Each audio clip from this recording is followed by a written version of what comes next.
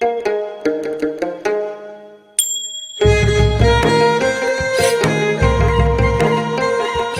नेपालद्वारा तानसेन नगरपालिका पाल्पाको समन्वयमा तथा देववाणी संस्कृत तथा साधारण मावि, जनप्रिय मावि र लुम्बिनी मावि पाल्पाको सहकार्यमा उत्पादित यो कार्यक्रम ग्रिन तारा नेपाल, फेडो नेपाल र ऋण नेपालबाट संयुक्त रूपमा सञ्चालित स्ट्रङ गर्ल्स प्रोजेक्टको एक अंश हो। यसमा करुणा जर्मनी तथा जर्मन सरकार BMZ को आर्थिक सहयोग रहेको छ।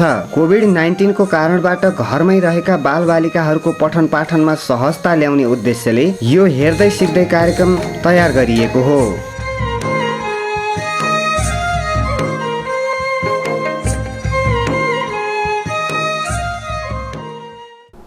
श्रीनगर टेलिभिजन हेरिराख्नुभएका सम्पूर्ण महानुभावलाई मेरो नमस्कार।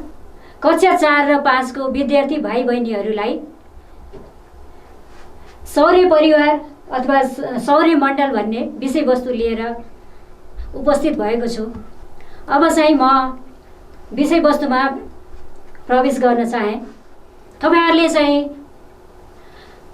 आकाशमा मुख्य गरेर देखिराख्ने दुईवटा पिण्डहरू के हो त्यो सोच्नु त। तपाईहरुले पक्कै पनि सोच्नुभयो होला। त्यो हो सूर्य, एउटा सूर्य, अर्को चन्द्रमा। के गरे? एउटा सूर्य, अर्को चन्द्रमा। सूर्यलाई इंग्लिशमा के भनिन्छ? सबैलाई थाहा छ हैन? सन। चन्द्रमालाई के भनिन्छ इंग्लिशमा? मून। त्यस्तै गरी विद्यार्थी भाइ बहिनीहरू हामी कहाँ बसेका छौं तपाईहरु सबैलाई थाहा होला। भन्नु त। हो, हामी पृथ्वीमा बसेका छौं। कहाँ बसेका छौं गरे? पृथ्वीमा बसेका छौं। कहाँ बसेका छौं? पृथ्वीमा। पृथ्वीलाई इंग्लिशमा के भनिन्छ? अर्थ। पृथ्वीलाई इंग्लिशमा के भनिन्छ गरे? अर्थ। यहाँ मैले तीनवटा पिण्डहरूको नाम लेखे। सूर्य, चन्द्रमा, पृथ्वी, यिनीहरूलाई चाहिँ पिण्ड भनिन्छ। सूर्य एउटा तारा हो, पृथ्वी ग्रह हो, चन्द्रमा उपग्रह हो। सूर्य के गरे? तारा हो। सूर्य के हो अरे? तारा हो। चन्द्रमा अथवा मून के हो? उपग्रह हो। यसलाई चाहिँ इंग्लिशमा सैटेलाइट भनिन्छ। इंग्लिशमा के भनिन्छ गरे? उपग्रहलाई इंग्लिशमा के भनिन्छ गरे? सैटेलाइट। त्यस्तै गरी पृथ्वी ग्रह हो। पृथ्वी के हो अरे? ग्रह हो। ग्रहलाई चाहिँ इंग्लिशमा प्लानेट भनिन्छ। ग्रहलाई इंग्लिशमा के भनिन्छ गरे? प्लानेट भनिन्छ। यो सूर्य, चन्द्रमा, पृथ्वी अथवा सूर्य, पृथ्वी भनेको ग्रह हो। पृथ्वी मात्र ग्रह छैन। ग्रहहरू पहिला चाहिँ 9वटा ग्रह छ भनेर भनिन्थ्यो। अहिले चाहिँ एउटा ग्रह एम भन्ने ग्रह, यसलाई इंग्लिशमा प्लुटो भनिन्थ्यो। यसलाई चाहिँ ग्रहको सूचीबाट हटाइएछ। अहिले 8वटालाई मात्र ग्रहमा राखिएछ। त्यही भएर 8वटा प्लानेट छ भनिन्छ। त्यो प्लानेट मध्ये चाहिँ पृथ्वी पनि एउटा प्लानेट हो।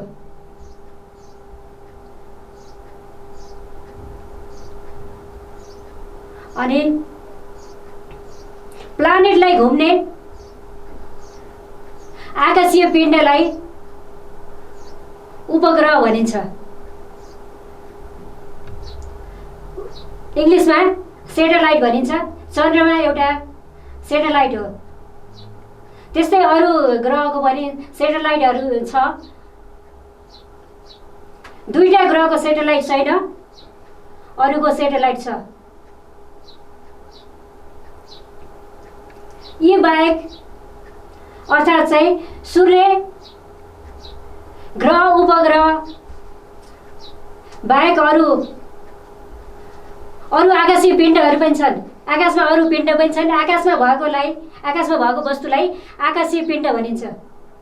सूर्य र सूर्यको वरिपरि घुम्ने ग्रह, उपग्रह, पुच्छ्रे तारा र आकाशीय पिण्डहरूको समूहलाई सौर्य परिवार वा सौर्यमण्डल, इङ्ग्लिसमा सोलर सिस्टम भनिन्छ।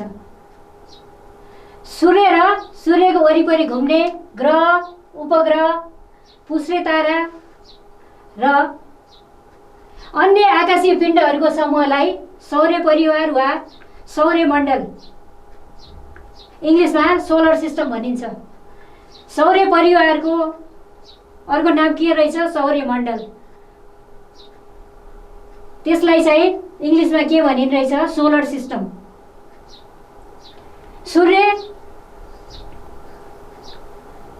सूर्यको वरिपरि घुम्ने ग्रह भनेर लेखिएको छ। ग्रह लगायत सम्पूर्ण सौर्य परिवारका सदस्यले आफ्नो बाटोमा रहेर सूर्यलाई घुम्छन्। त्यही भएर सूर्य र सूर्यको वरिपरि घुम्ने ग्रह, उपग्रह, पुच्छ्रे तारा र आकाशीय पिण्डहरूको समूहलाई सौर्य परिवार वा सौर्यमण्डल भनिन्छ। इङ्ग्लिसमा सोलर सिस्टम भनेर लेखिएको छ। आजको हाम्रो विषयवस्तु पनि के रहेछ? सौर्य परिवार अथवा सूर्यमण्डल वा इङ्ग्लिसमा सोलर सिस्टम।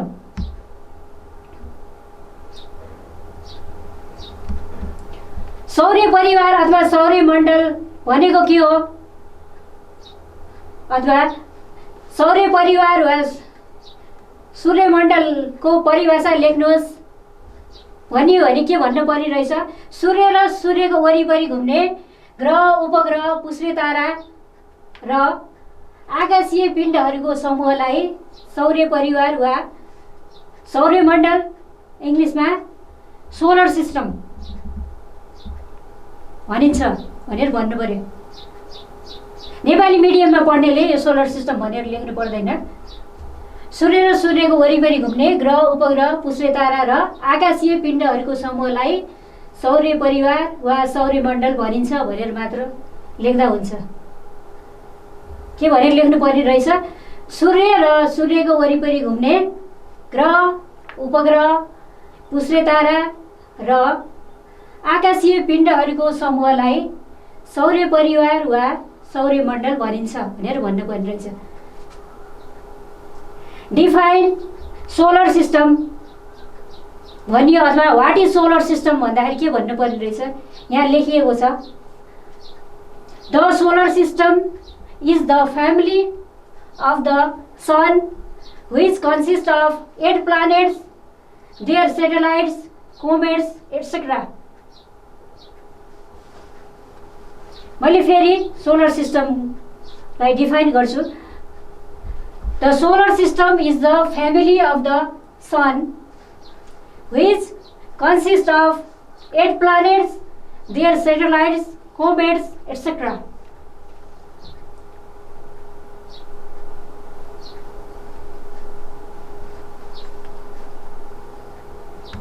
विद्यार्थी भाइ बहिनीहरू, तपाईहरुलाई चाहिँ नेपालीमा र इङ्ग्लिसमा सोलर सिस्टमलाई कसरी परिभाषित गर्ने भन्ने कुरा थाहा भयो होला। र फेरि एकपटक भन्नु त, सौर्यमण्डल भनेको के रहेछ? सूर्य र सूर्यको वरिपरि घुम्ने ग्रह, उपग्रह, पुच्छ्रे तारा र आकाशीय पिण्डहरूको समूहलाई सौर्य परिवार वा सौर्यमण्डल भनिन्छ। इङ्ग्लिसमा भन्नुपर्दा, the solar system is the family of the sun which consists of 8 planets, their satellites, comets, etc. विद्यार्थी भाइ बहिनीहरू, सूर्यको बारेमा केही जानकारी लिगौँ है त। सबैले यहाँ यो चार्टमा हेर्नु, पहिलो नम्बरमा यहाँ के लेखिएको छ भने सौर्य परिवारको प्रमुख सदस्य सूर्य के रहेछ? सौर्य परिवारको प्रमुख सदस्य के रहेछ? सूर्य रहेछ। सूर्य के रहेछ? सौर्य परिवारको प्रमुख सदस्य। सौर्य परिवारको प्रमुख सदस्य के रहेछ? सूर्य। त्यस्तै गरी दोस्रो नम्बरमा के लेखिएछ? सम्पूर्ण सदस्य सूर्यलाई केन्द्रमा पारेर वरिपरि घुम्छन्। सम्पूर्ण सदस्य भन्नाले यहाँ सौर्य परिवारको परिभाषा दिँदाखेरि के भन्ने हो भने सूर्य र सूर्यको वरिपरि घुम्ने ग्रह, उपग्रह, पुष्रे तारा र आकाशीय पिण्डहरूको समूहलाई सौर्य परिवार वा सौर्यमण्डल भनिन्छ भनेर भनियो। सौर्य परिवारको सदस्य के रहेछ? सूर्य र ग्रह, उपग्रह, पुष्रे तारा र अरू आकाशीय पिण्डहरू रहेछन् र यिनीहरू सबैले सूर्यलाई केन्द्रमा पारेर सूर्यलाई बीचमा राखेर सूर्यको वरिपरि घुम्छन्। दोस्रो पोइन्टले त्यही भनेको हो। अनि तेस्रो पोइन्टमा के भनेछ भने सूर्य सबैभन्दा नजिकको तारा भनेको यो पृथ्वीदेखि सबभन्दा नजिकको तारा के हो? सूर्य हो। यो ब्रह्माण्डमा धेरै ताराहरू छन्, त्यो मध्ये चाहिँ सबभन्दा नजिकको तारा के हो? सूर्य हो। त्यस्तै अर्को पोइन्टमा के भनिएछ भने यो बलिरहेको तातो ग्यासको गोला हो। यो केबाट बनेको हुन्छ? बलिरहेको तातो ग्यासबाट बनेको हुन्छ। त्यही भएर यो बलिरहेको तातो ग्यासको गोला हो भनेर भनिएछ।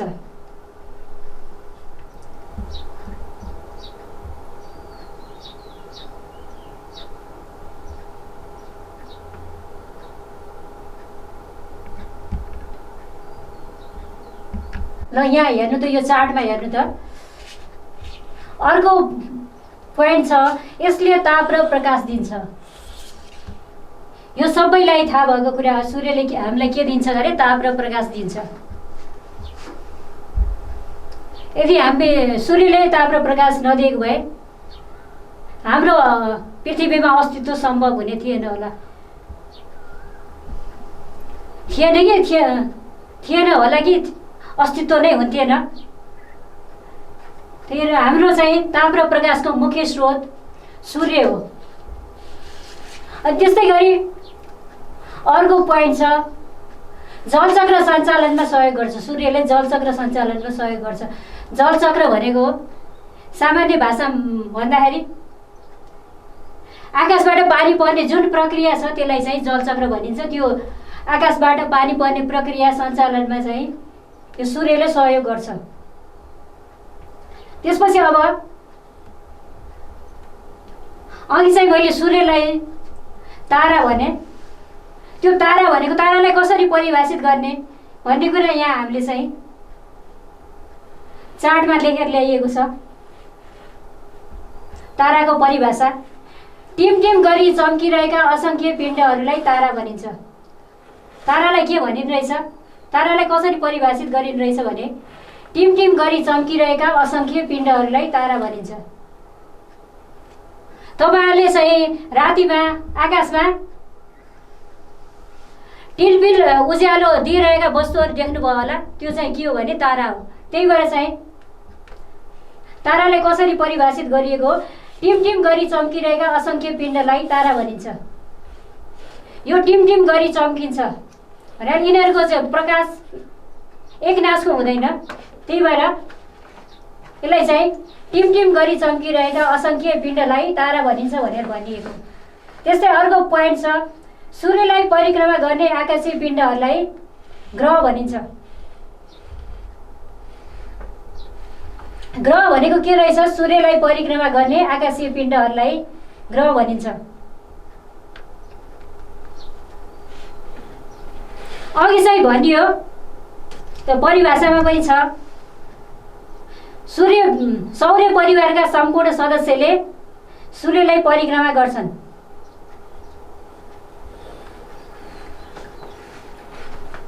त्यही भएर ग्रहको परिभाषा पनि कसरी दिएको रहेछ। सूर्यलाई परिक्रमा गर्ने आकाशीय पिण्डलाई ग्रह भनिन्छ। सबै ग्रहले सूर्यलाई परिक्रमा गर्छन्, त्यही भएर ग्रह भनेको के रहेछ? सूर्यलाई परिक्रमा गर्ने आकाशीय पिण्डहरूलाई ग्रह भनिन्छ। ग्रह भनेको के हो अथवा ग्रहको परिभाषा लेख्नुहोस् भन्यो भने के भन्नु पर्यो?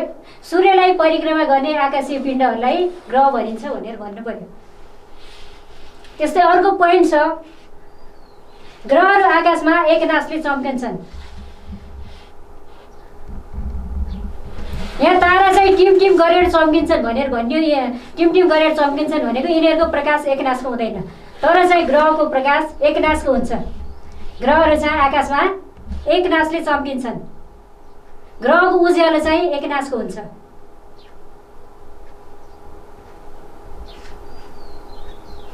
अब यहाँबाट तारा र ग्रहमा पनि फरक देखाउन सकियो। ताराको परिभाषा के रहेछ? तारा र ग्रहको बिचमा कुनै दुईवटा फरक लेख्नुहोस् भन्यो भने के भन्नु पर्यो? एउटा चाहिँ परिभाषा, टिम गरी चम्किरहेका असङ्ख्य पिण्डहरूलाई तारा भनिन्छ भनेर भन्नु पर्यो। त्यस्तै ग्रहको परिभाषा, सूर्यलाई परिक्रमा गर्ने आकाशीय पिण्डहरूलाई ग्रह भनिन्छ भनेर भन्नु पर्यो। विद्यार्थी भाइ बहिनीहरू, तपाईँहरूलाई थाहा होला फरक कसरी लेखिन्छ भन्ने कुरा थाहा होला। तपाईँहरूको शिक्षकहरूले चाहिँ क्लासमा सिकाउनु भएको छ होला फरक कसरी लेख्ने भने धर्का काटेर लेखिन्छ दुई साइडमा। तारा र ग्रहको फरक लेख्नु पर्यो भने एकातिर तारा भनेर लेखिन्छ, अर्कोतिर ग्रह भनेर लेखिन्छ। अनि एक नम्बरमा के लेख्नु पर्यो?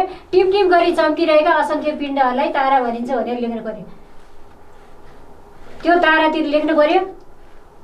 अनि ग्रहतिर के लेख्नु पर्यो भने सूर्यलाई परिक्रमा गर्ने आकाशीय पिण्डहरूलाई ग्रह भनिन्छ भनेर लेख्नु पर्यो। एउटा पोइन्ट भयो। अर्को दोस्रो पोइन्ट, अघि मैले पहिल्यै भने ग्रहहरूको सङ्ख्या निश्चित छ। ग्रहहरू 8वटा छन्। ग्रहहरू कतिवटा छन् गरे? 8वटा छन्। ग्रहहरू 8वटा भएको कुरा मैले चाहिँ पहिले भनिसकेँ। अब त्यो 8वटा ग्रहहरू के रहेछ यहाँ यो चार्टमा हेरौँ है त। यो पहिलो छ बुध। पहिलो ग्रहको नाम चाहिँ के हो? बुध। यसलाई चाहिँ इङ्ग्लिसमा मर्करी भनिन्छ। पहिलो ग्रह के अरे? बुध, इङ्ग्लिसमा मर्करी। दोस्रो ग्रह छ शुक्र, इङ्ग्लिसमा भेनस भनिन्छ। शुक्र, भेनस। तेस्रो ग्रह छ पृथ्वी, अर्थ। तेस्रो ग्रहको नाम छ पृथ्वी, अर्थ। त्यस्तै गरी चौथो ग्रह छ मङ्गल, यसलाई चाहिँ इङ्ग्लिसमा मार्स भनिन्छ। चौथो ग्रहको नाम के रहेछ? मङ्गल, इङ्ग्लिसमा मार्स। त्यस्तै गरी पाँचौँ ग्रह छ बृहस्पति, यसलाई इङ्ग्लिसमा जुपिटर भनिन्छ। पाँचौँ ग्रह छ बृहस्पति, यसलाई इङ्ग्लिसमा जुपिटर भनिन्छ। त्यस्तै गरी छैठौँ ग्रह छ शनि, यसलाई इङ्ग्लिसमा स्याटर्न भनिन्छ। छैठौँ ग्रह छ शनि, यसलाई चाहिँ इङ्ग्लिसमा स्याटर्न भनिन्छ। त्यस्तै गरी सातौँ ग्रह छ अरुण, यसलाई इङ्ग्लिसमा युरानस भनिन्छ। सातौँ ग्रह छ अरुण, यसलाई चाहिँ इङ्ग्लिसमा युरानस भनिन्छ। त्यस्तै आठौँ एवं अन्तिम ग्रह छ वरुण, यसलाई इङ्ग्लिसमा नेप्ट्युन भनिन्छ। आठौँ ग्रह के रहेछ? वरुण, इङ्ग्लिसमा नेप्ट्युन। फेरि सरसर्दै मैले चाहिँ ग्रहको नाम भन्छु है त। बुध, मर्करी, शुक्र, भेनस, पृथ्वी, अर्थ, मङ्गल, मार्स, बृहस्पति, जुपिटर, शनि, स्याटर्न, अरुण, युरानस, वरुण, नेप्ट्युन। अघि मैले पहिलो दोस्रो गरेँ भनेर चाहिँ भने त्यो कुन आधारमा हो भने सूर्यदेखि दूरीको आधारमा चाहिँ। सूर्यदेखि सबभन्दा नजिकको ग्रह बुध हो। यहाँ माथि पनि लेखिएको छ, त्यही भएर नियरेस्ट।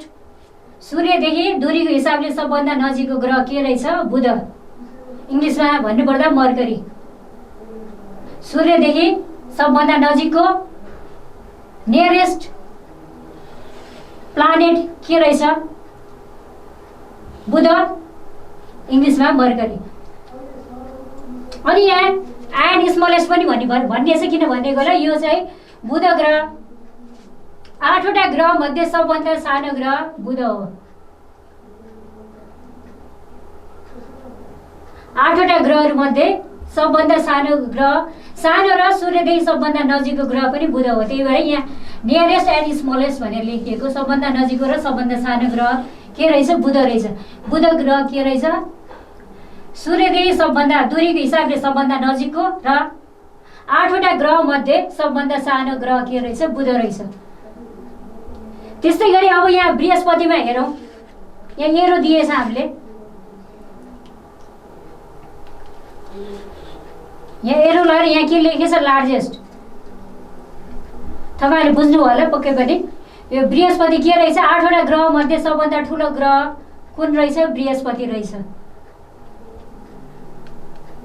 तपाईँहरूले क्विजहरूमा पनि पढ्नुभयो होला। क्विजमा भाग लिने स्टुडेन्टहरूले यो चाहिँ पढ्नु भएको होला। सबभन्दा ठुलो ग्रह के रहेछ? बृहस्पति। इङ्ग्लिसमा के भनिन्छ? लार्जेस्ट भनिन्छ।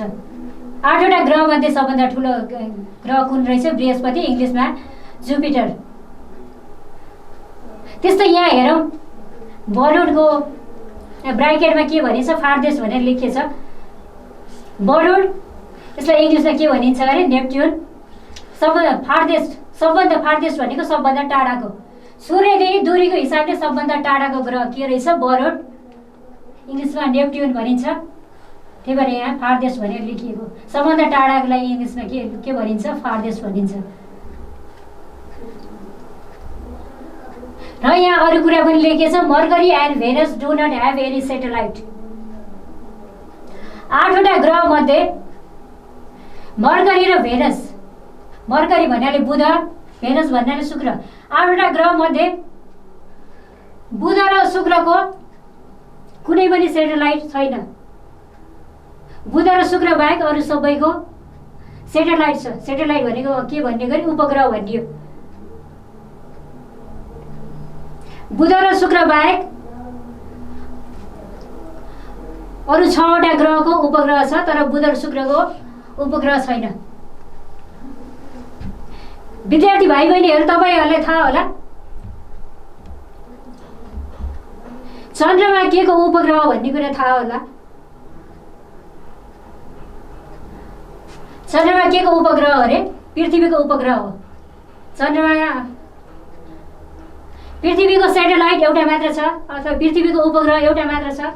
त्यसको नाम के हो? चन्द्रमा हो।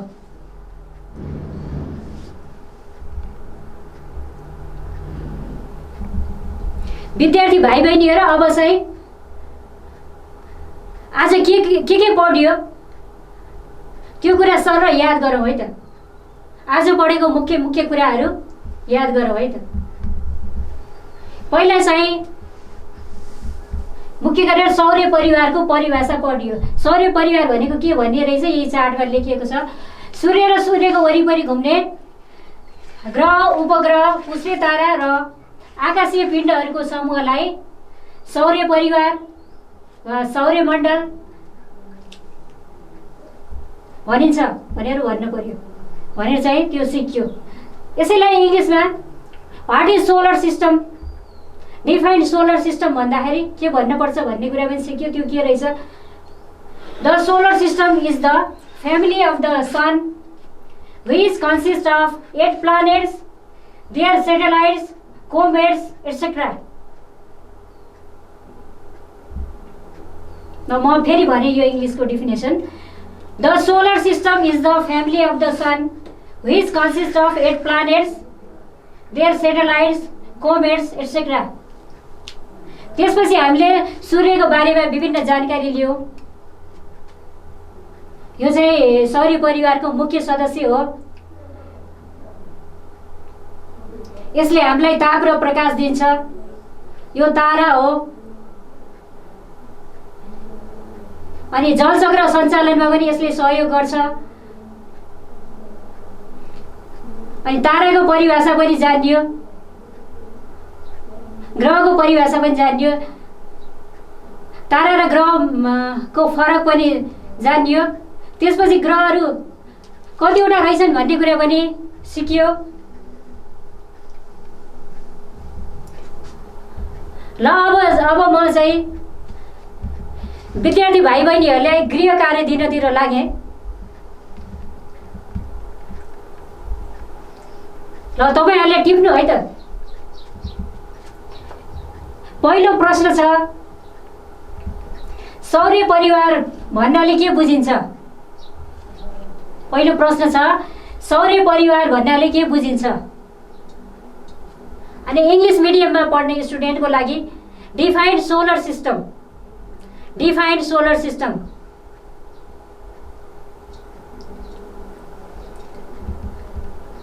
त्यस्तै अर्को प्रश्न छ,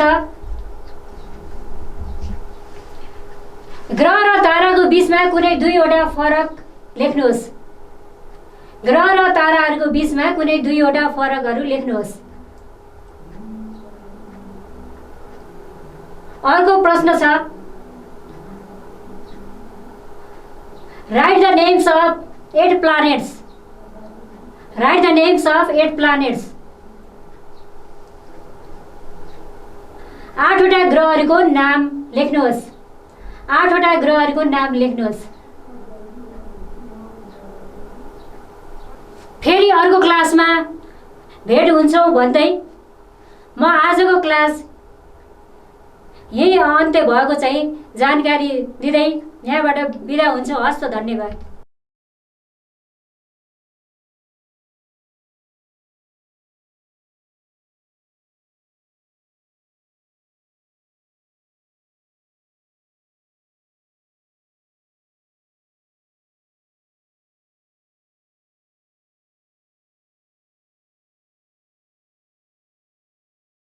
Thank you.